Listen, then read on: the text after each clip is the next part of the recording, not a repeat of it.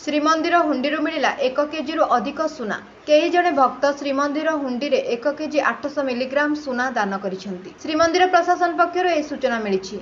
तेबे प्रथम थर पर श्रीमंदिर हुंडी 1 केजी अधिक सुना दान सूत्र में मिलता कहुछि, जहाँकि बेस चर्चार विषय होइछि।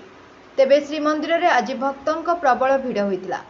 कई भक्त यह दान करथिबा जणा पड़िछि। सेहीपरि आज 6,28,237 टंका नगद अर्थ दान सूत्र में भक्त माने देइछंती। महाप्रभुଙ୍କ आभूषण निर्माण पर गत किछि मास तले जड़े दाता सुना दान करथिले। सेहीपरि जड़े भक्त सुवर्ण अलंकार मध्य दान करथिबा नजर रहिछि।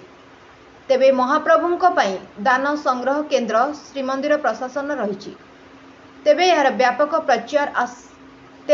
व्यापक प्रचार प्रसार करागले आहुरी महाप्रभुଙ୍କ ପାଇଁ भक्त माने दान करबा ପାଇଁ आगे आसे बोली सेवायत कहिसंती। Bureau report 51 news agency.